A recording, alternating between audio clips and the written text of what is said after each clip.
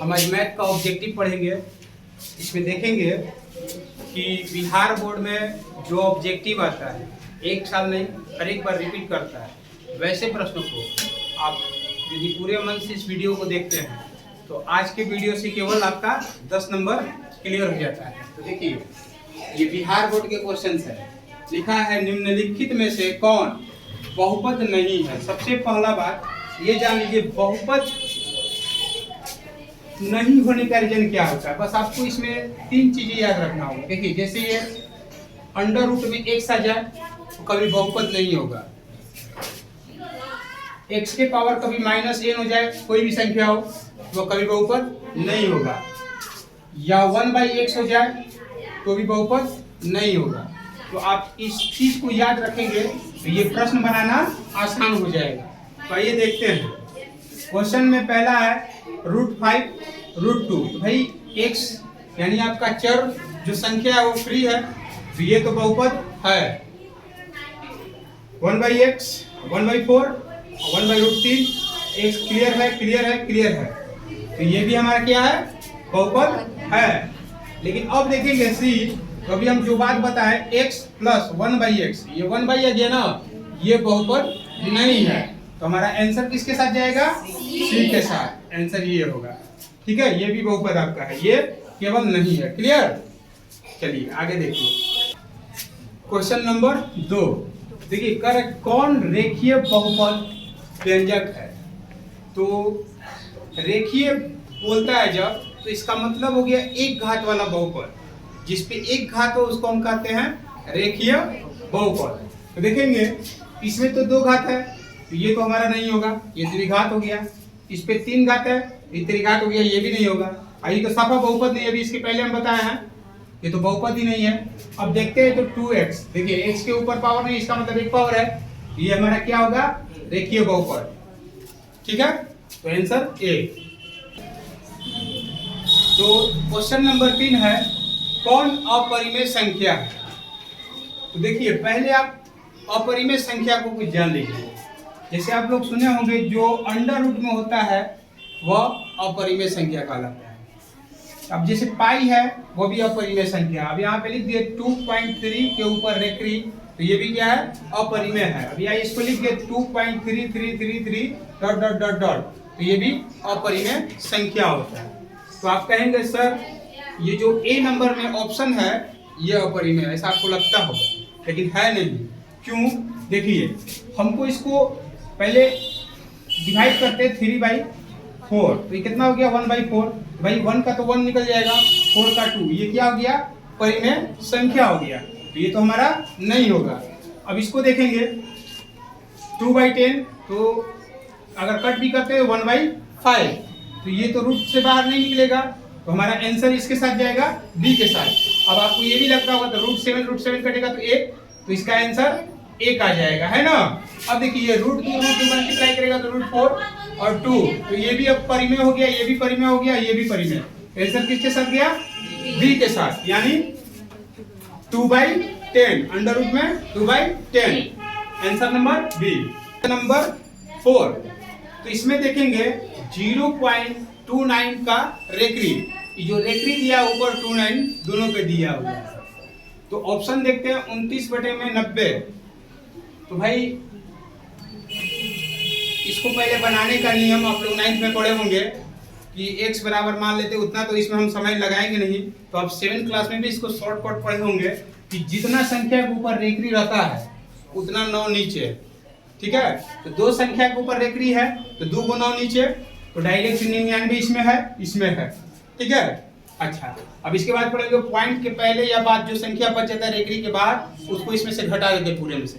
तो इसके ना पॉइंट के बाद संख्या ना पहले संख्या है, नहीं है, तो यानी कि डायरेक्ट 29। तो 27 तो होगा नहीं, ये हमारा आंसर गलत और ये सही।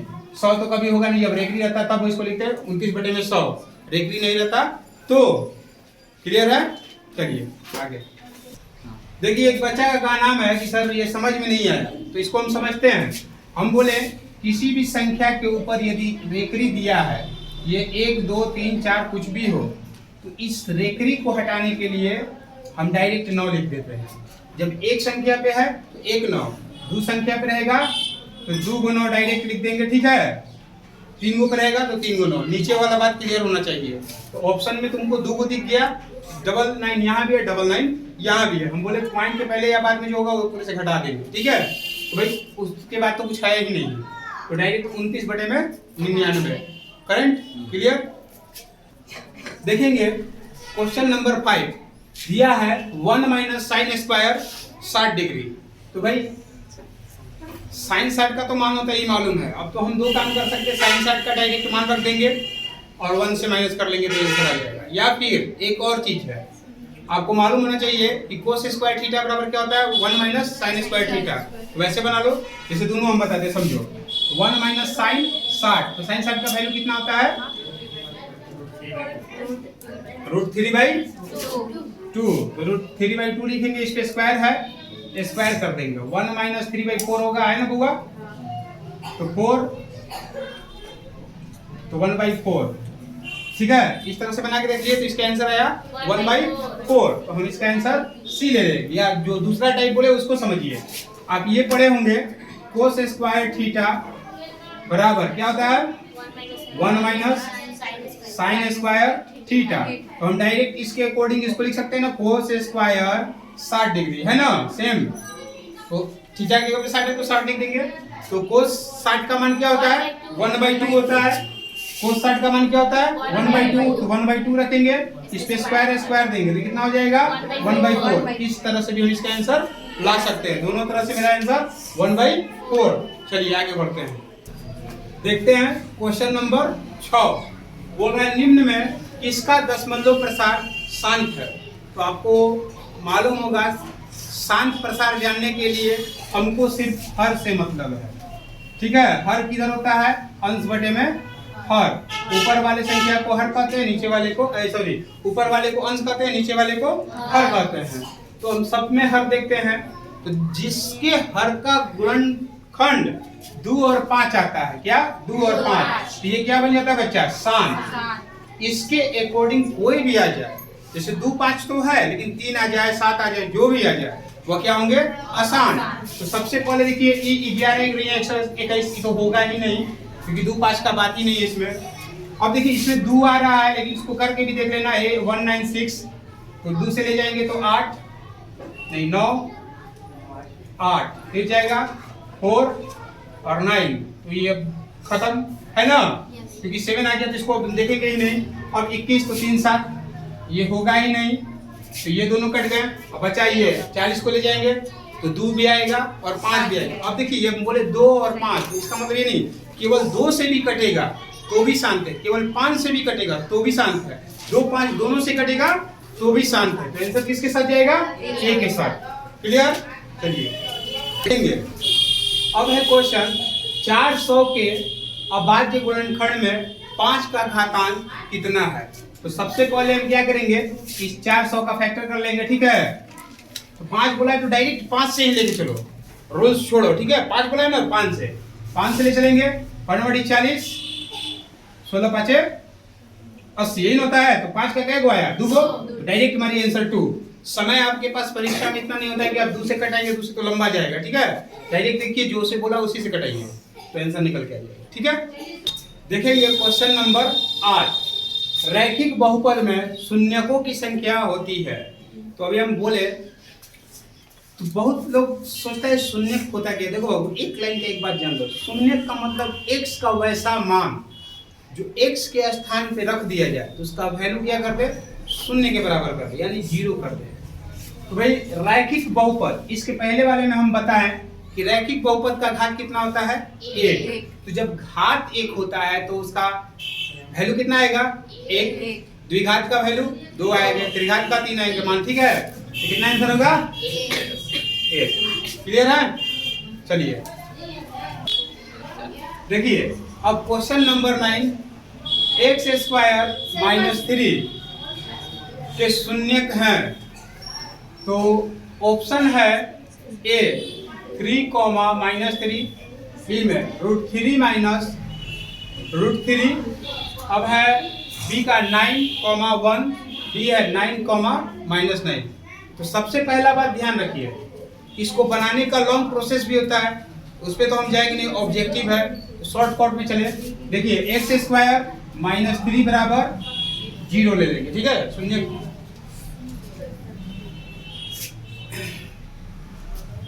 देखो x बराबर 3, ठीक है।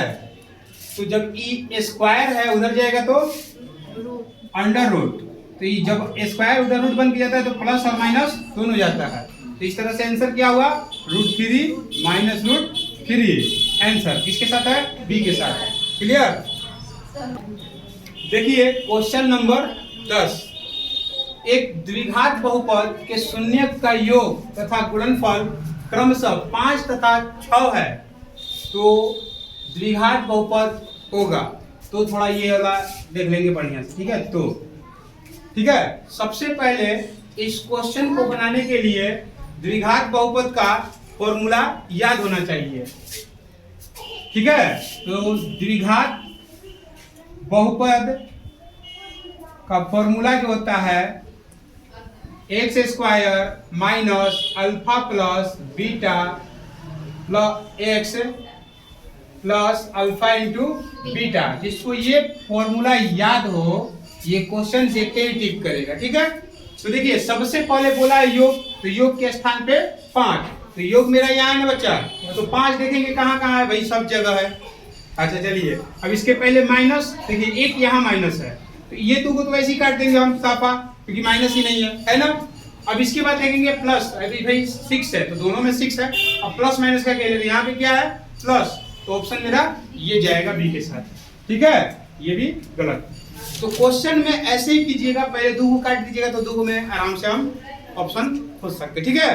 तो ये अपना कुछ स्टाइल होता है, तरीका होता है। देखिए एग्जाम पास करने के लिए है ना, रणनीति का होना बहुत जरूरी है। अब हम कम समय में ज्यादा याद करना है, तो ज्यादा तो याद होगा नहीं, तो हम लोगों को ऐसा काम करना चाहिए, कुछ रणनीति बना ले कि कौन सा क्वेश्चन रिपीट होता है और कौन सा क्वेश्चन किस साल आया है, अगला कब आएगा। तो हम नेक्स्ट वीडियो में फिर मिलते हैं। अगर आपको अच्छा लगता है तो लाइक सब्सक्राइब शेयर जरूर करें।